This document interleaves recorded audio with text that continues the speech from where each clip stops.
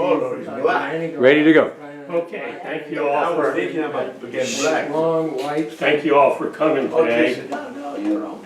And you might remember this hand because I left it on the board last time when I ran out of time.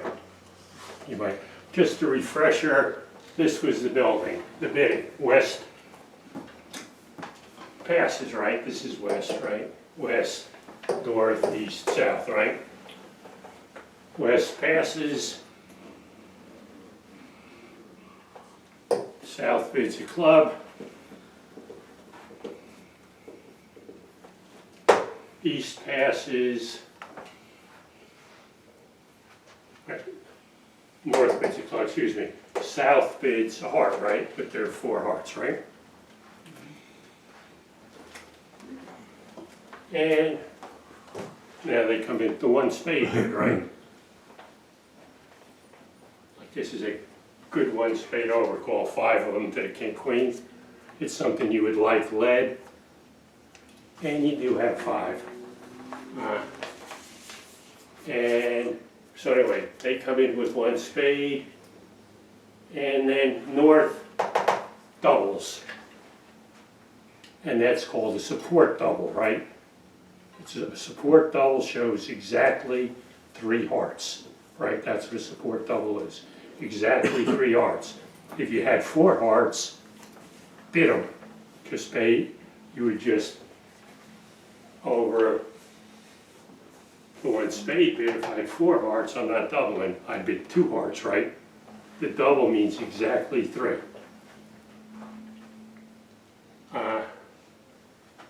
East has an easy raise to 2 spades with the 4 spades, right? Matter of fact, based on how I felt that day, I'd probably bid 3 spades, right? I would. Yeah, because typically, I know my partner has 5, I have 4, and I have 2 good cards over here, I have a double 10, and the law of total tricks is we can often make the same number of tricks as we have trump. So my partner has 5, I have 4, that's 9 spades, 3 spades. Anyway, I'm not sitting here. They bid 2 spades. And then back to south. It's really not a bidding problem, but it's important. You're bidding over 2 spades.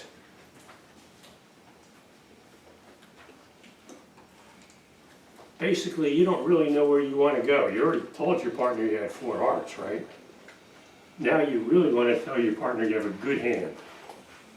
That's the way to do it. 3 spades. Like if I bid 3 hearts, my partner might pass me, right? If I bid 4 hearts, in case my partner has a good hand, we're going to miss slam. 3 spades says, hey, I'm interested, right? I'm interested in slam if you have a good hand. If you don't have a good hand, you could bid 4 hearts.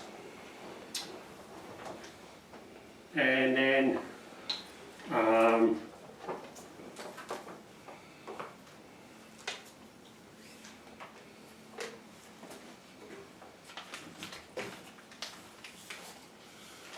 they're not really that thrilled with their hand and to show they really have clubs. 4 clubs, 4 hearts, right? And that's where most people are going to end up. Some people might end up there faster if they don't make the 3 spade bid. If you don't make the 3 spade bid, when you have a slam, you will miss it. Like 4 hearts, your partner's done. 3 hearts, you might not even get the game. So anyway, you're in 4 hearts, and down comes dummy, and then you think, darn, I wish I was in 3 no trump, right? That's what should go through your mind, right? But it's near impossible to bid 3 no find it. Like, this hand is missing the ace king. They don't know that the clubs are going to run. And this guy doesn't know that his partner has 6 clubs, right? So the only people who are going to get the 3 no trump are people who just guess on everything. That's since I don't know what I'm doing, I just guess. So most people are going to be in 4 hearts. And most people are gonna go down. But not the good declares. The good declares are not going down on this hand. And that's what I'm trying to do with you. Trying to make you think like they think. Like the first thing that should go through your mind is, there's 6 trump out. They're probably not splitting. Even if you don't know the percentages, when there's an even number out, they're probably not splitting. And they split 36% of the time. I mean 64% of the time they don't split. So if you just pull trump and hope they go 3-3, 36% of the time you're going to be home. By the way, what kind of board you're going to get if you're playing match points? If they went 3-3, you think you're going to get a good board? I don't. I think you're going to get a dead average, because I think almost everybody's going to be in 4 hearts, and every declarer is going to make it. They're going to play 3 rounds of trump, and then you're going to play the clubs, and everybody will play it the same way. You want to differentiate yourself from people who are not as good as you. So even if they go, so you don't really want them to be 3-3, because you really like to show them how smart you are. So you get a good board out of it. And so 48% of the time you're 4-2. And that's what you're going to have to guard against. That's the most likely thing. Yeah, sometimes they're going to be 5-1. If they're 5-1, you're just out of luck. And if they're 6-0, you're even more out of luck. There's no making it with this hand. You're playing in a 4-3 fit. You can sit here. And that's called a Moisian fit, by the way, 4-3. Basically, it's something that we don't strive to play in, but sometimes we end up in it, especially at match points, because at match points, we rarely want to play in a minor, right? And sometimes we're scared to play in no trump because we think the suit is wide open, right? You don't want to be in no trump when they run the first 7 tricks, right? That's never been much fun. So your second choice before you go to a minor is to look for a major. And if it's 4-3, go for it. I'd rather play in a 4-3 major than a 5-3 minor anytime at match points. It's just worth more, right? Major tricks are worth 30, minor tricks are worth 20. Anyway, so there you are, and sure enough, they lead the king of spades. But you could figure was going to happen since they were bidding spades. Well, there's not much choice of what you're going to play from dummy, right? You can't even renege when it's a dummy, right? So you're going to have to play your ace.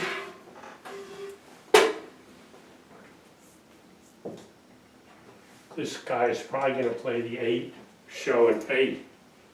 I got the rest of the spades, right? Typically, you just play your low one.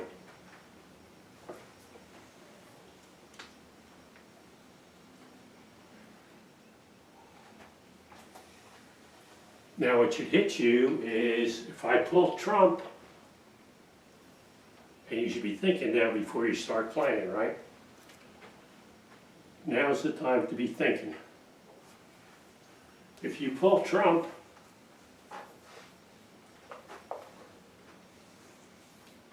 say I play 3 rounds of trump, and they go 4-2, which they probably are going to happen, right?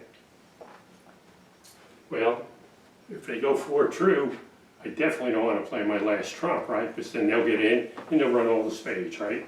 Most people could figure that out. That can't be a good scenario. So you save your trump, and what most people will do is they'll start playing the clubs. They'll play the ace, king of clubs. And if this guy's smart, if he's a good defender like you are, they're gonna do what when you play the ace, king of clubs? There's duplication between the south and east handed clubs. They both have ace, king, and Oh, yeah, they don't, sorry. Let's get that. Who's the real ace king of clubs? We hope it's south. Yes. Thank you. That's why I always have a proofreader. Anyway, this guy has the ace, king of clubs. And now he's not gonna let you win. He's gonna play the ace of clubs. You follow, and when he plays the king of clubs, what should this guy do? Trump. Think, Trump wants to hold up. hold up, because you don't want him to be able to reach the clubs later on. Let him have the king of clubs. Let him have the king of clubs. It's important, because by letting him have the king of clubs, he only has one club left, and he's never gonna reach dummy. If he's never gonna reach dummy, eventually, these spades aren't gonna disappear by themselves, right? The player is gonna lose those spade tricks, right? If he can't get the dummy. So it's important, if that happens, you don't help declare by roughing the king of clubs. Because now when he gets in, he'll run all the clubs.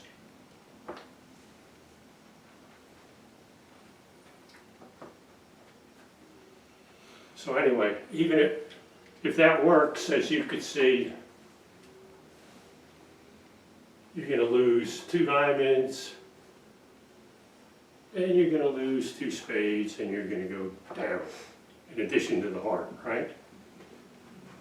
How are you gonna make this then? You can't put yourself in a position like that, right? And it's okay to pull one round of trump, and it's okay to pull the second round of trump. But the key is, when you play the second round of trump, what do you need to do? Let them have it. Let them have it. Let them have it. The point is, let them have it. Why are you letting them have it?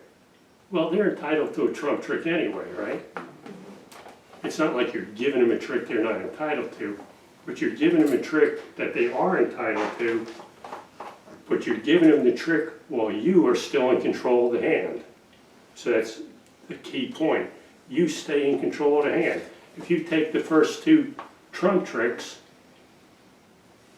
unless they split 3-3, you don't have the transportation to get back and forth, and you're losing control of the hand.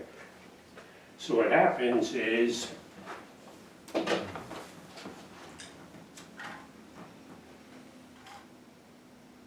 you play the king of hearts, you play a small heart. This guy plays a small heart. You play a small heart. This guy plays the 9. You get rid of your other small heart, let him have it, right?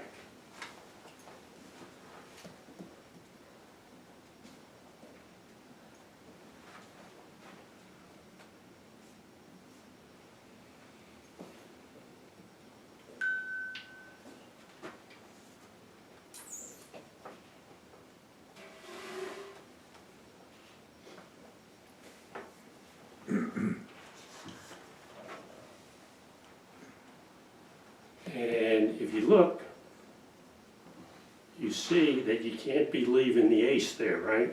Because you needed that to pull. So you got to think of that ahead. So go back. Do this all in your head, right? Not when you're after you played the wrong card, right? So the same thing. You played.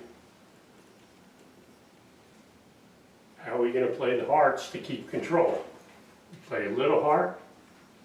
He plays a little heart. we win the ace.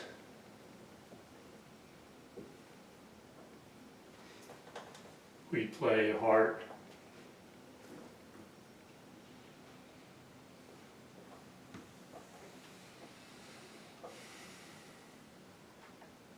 To the queen.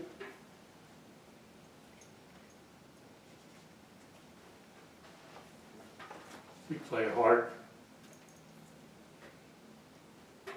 Not to the queen, but the what? Little one. Play the other little one. So he plays those two hearts.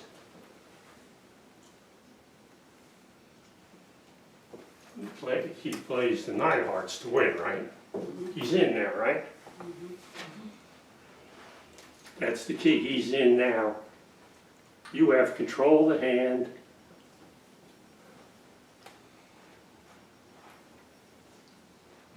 And what can he do? What can he? He can play his jack and make you play your trump. Yeah, he could play the jack, and if he does, you have to win the ace. I thought you already won it. Yeah, I already thought you played it. Yeah, say that. But the king and queen, go get the book and play the queen. Yeah, anyway, yeah, we could play whichever 2 high hearts. We could play the 2 high hearts and win, but now the club's run. That's the point, because I still have the entry, and he can't trump anymore. He has no more. Right.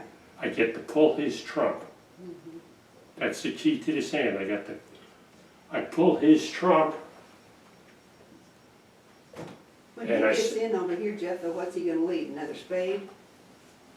It doesn't Doesn't matter? matter, because basically, once he's in with the heart, there's nothing he could do to help hurt you.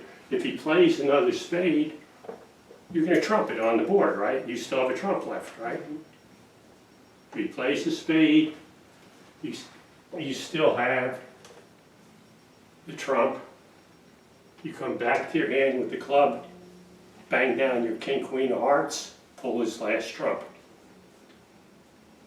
Bang down the king, queen of hearts, and you still have the transportation clubs. That's what, he can't hurt you anymore as long as 2 things. You kept control of the trump, and you left one of them on the board so he can't be running the spades. You all follow that or not? Anybody get lost along the way? You okay with that? All right. Anyway, that's important because it just comes up, not the exact same hand. You're not going to see this hand again, but the same kind of thinking comes up all the time. The lesson is, I can't pull trump right away because if they don't split 3-3, they're going to run all the spades down my throat. The other lesson is, okay, I have to leave a trump on the board to stop them from leading spades, right? I don't want a trump in my hand, then they'll have more trump than I do, right? I want a trump on the board, so I have to leave one on the board. And the third thing is, I need to be in control of the situation, so I gotta give them a trick they're entitled to. They're always gonna get a hard trick. Give them the trick before they can hurt me, not after they can hurt me. Let them have it. They're gonna get it anyway. Is this a special provision because of the 4-3 split? Well, in this case, it is, but there are a lot of similar kind of things where you give them the trick that they're entitled to, and you don't pull trump. There are a lot of things where you don't want to lose control of the hand. Sometimes you might have a 4-4 thing where, where you might have to protect against a 4-1 split, and it's the same kind of thinking. Give them the trick early. Don't pull the trump. And that's kind of a good point. Like if you have 4 trump and they're playing in a 4-4 trump split, one of the normal defenses is lead a trump. Why? Use up 2 of theirs for 1 of yours. So it's the same kind of thing. You don't want to lose control in a hand. So that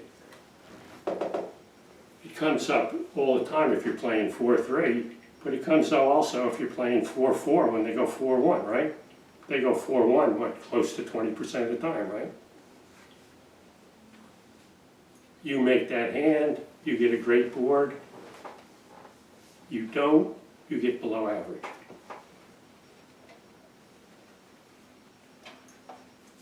Okay, any other questions on this before I make it disappear? All right, the other thing I wanted to discuss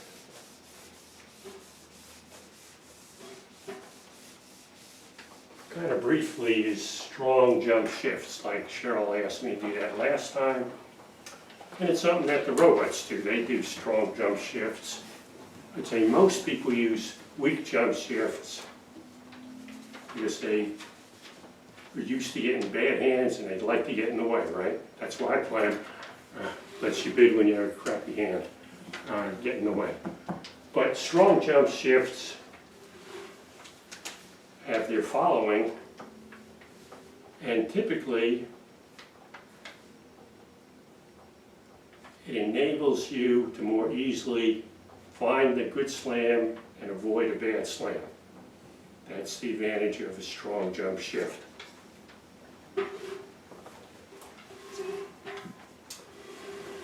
And I'm going to show you a typical example.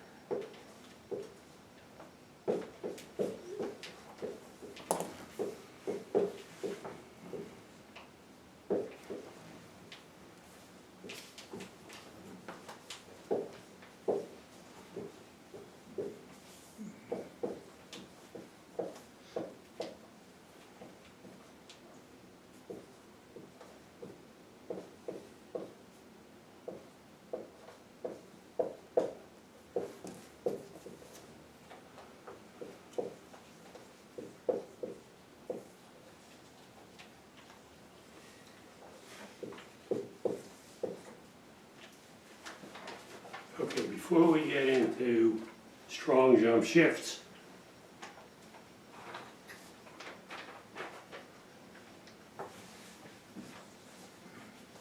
it'd be 1 spade, right? Or 1 heart. 1 heart, right? And if you're not playing strong jump shifts, what are you going to do with that hand? Sure, 1 spade, right? If you're not playing strong jump shifts, it's 1 spade. 1 spade is 100% forcing, right? If you're telling me you have a partner with past 1 spade, you either got to educate them or shoot them. Those are the only choices. 1 spade, right? This hand has not passed, it just bid a new suit. It's 100% forcing. Back to this hand.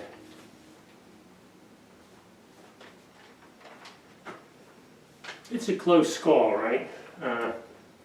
You don't really like to bid 2 hearts with only 5 of them. Well, no. Yeah, and most people would do just what Doug said. They bid 1 no.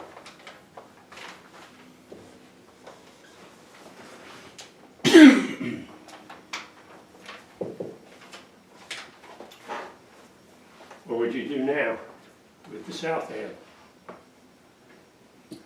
Couldn't you also rebid 2 clubs with opener with only a 3-card minor? Yeah, that's another choice. You could bid 2 clubs. You can even bid 2 hearts. It's not a great bid. None of them are great bids, but any of them are satisfactory bids.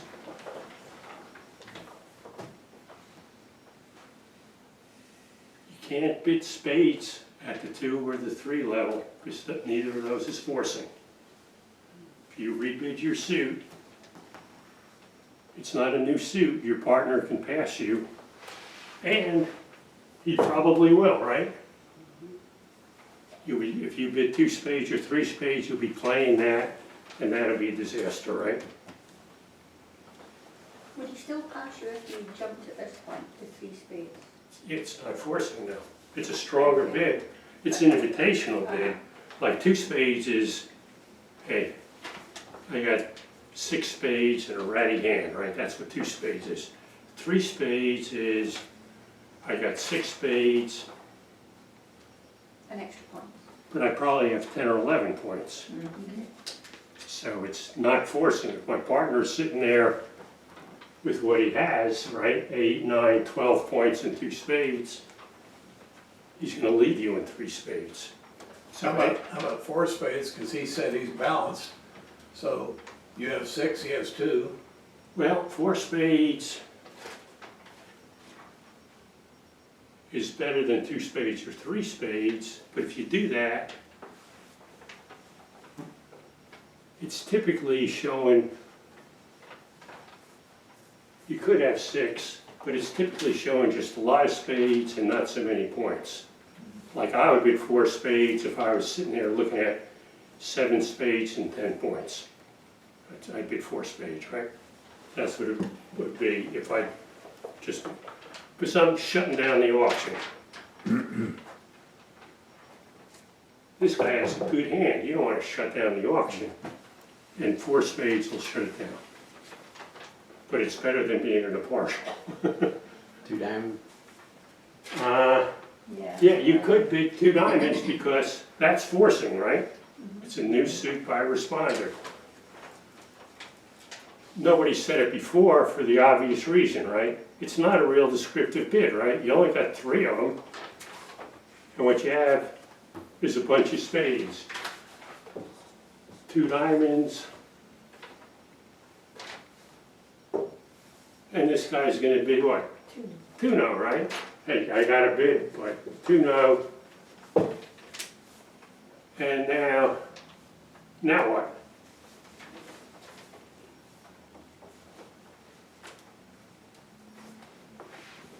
Well, 6 now. well, the point is, it's awkward. It's an awkward auction. Most people would say, I give up, 4 spades. Like, I don't really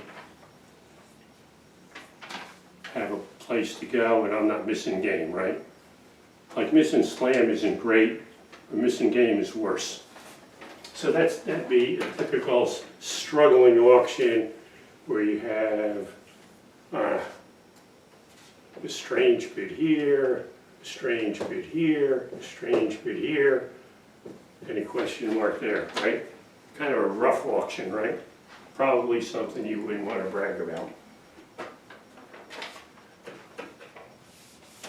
Isn't Responder's hand basically worth 19, 17 plus 2 in the length of the spades?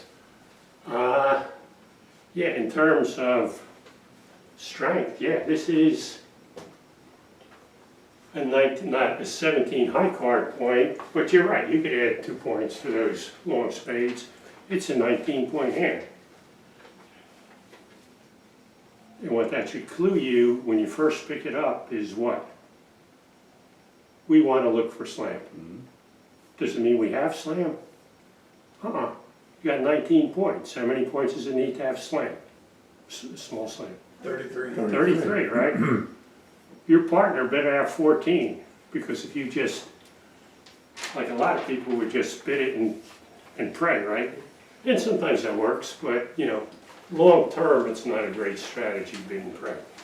But you could add for the singleton too. No, you can't do Or you both. can't, oh, okay. You don't add, when you have to look, this hand could add for the singleton, the short one with the short trump.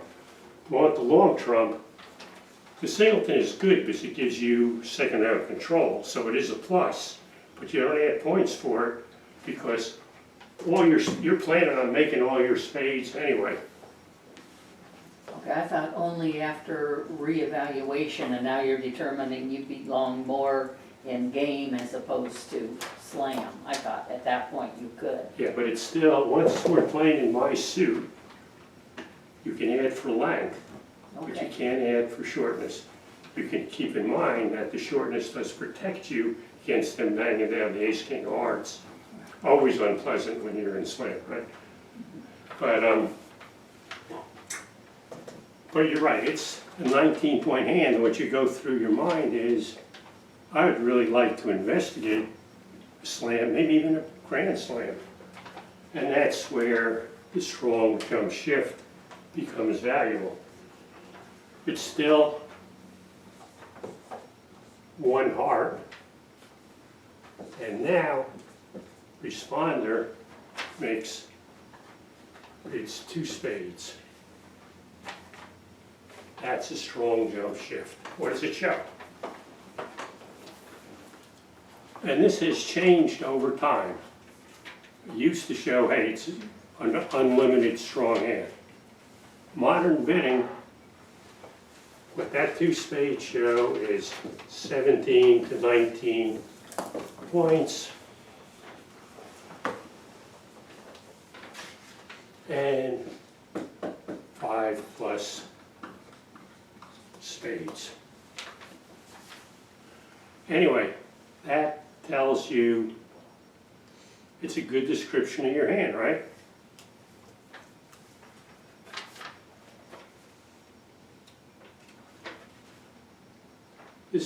This guy is now knowing not to bid his hearts, right? Again, that's out of the question. And, of course, this is also a game force, right? I shouldn't have to tell you, right? If you open and I have 17 to 19, it's not good if we're not at least in game, right? It's not something to memorize, just something to think about, right? You open, I have 17 to 19, don't stop short again. Anyway, this guy has to bid. Do no trump. Now, it's kind of what Doug said last time. Now I could bid 3 spades, because that guy better not pass, right? We're in a game forcing auction, as opposed to before, we are not, where they could pass 3 spades, right? If I bid and rebid my suit, when we're not in a game forcing auction, I can pass if I want to get the hell out, which this guy probably does, right? So, what does 3 spades show? Another spade, right? That shows the 6th spade.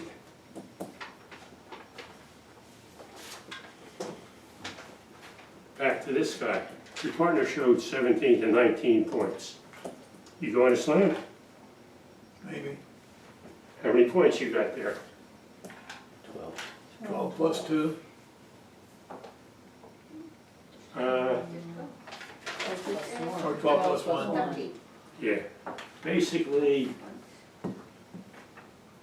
you're in the 30 to 32 point range.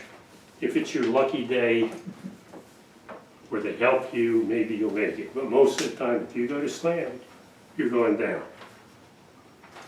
You bid 4 spades, which is an accurate description of your hand. Hey, I got a fairly minimal opener. I'm putting you back in your suit. Like it. And this guy, time to pass, right? I already showed everything I have, 17 to 19 points, and 6-card spade suit. And it's a nice, clean, easy auction. Nothing's awkward about it. And if this guy should have a better hand, like say,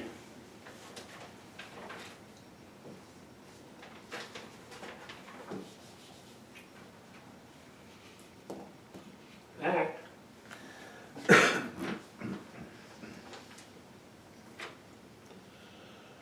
You might better control. yeah, Because you can't do 4-no trump, the diamonds you are can't do unsupported. 4-no trump, and you still,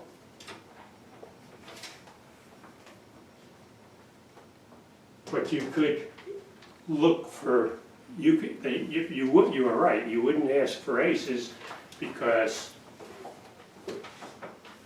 you have two quick losers in diamonds. Potentially, you don't know your partner has the ace king. And what you could do with this hand, what most people would do with that hand, now I'm interested in, even more interested in slam, but I want to worry about not losing two tricks off the top. Never good, right? So what would you bid? 5 diamonds. 4 clubs. 4 clubs. Typically, some people would show a second round control anytime. I like to do it when you're below the game level. So I personally, just what you said, 4 clubs, Oh, that shows second round control of clubs. And by the way, if I bid hearts to show the ace of hearts, that denies first or second round control in the lower suits. Controls are always bid up the line, right? The lowest control you have is what you bid. Jeff, I have a question. How Sure. to differentiate between your week 2 bid or strong 2 bid? Do Oh. you have to quit bidding the week 2s? Yeah, you choose that when you You fill out choose your it. convention Okay, card. so one or the other. It's one or the other, and like I said, at one time, almost everybody played this. And some people still do, and even if you don't play it, it's good to know when you're playing against it, what they're showing. Well, you can ask, is that weak or strong? Yeah, always ask when you're done bidding, right? During the auction, the key, I used to have a partner, that was his pet peeve. People asking when they're gonna pass anyway. If you're gonna pass anyway, don't ask. Wait for the auction's over.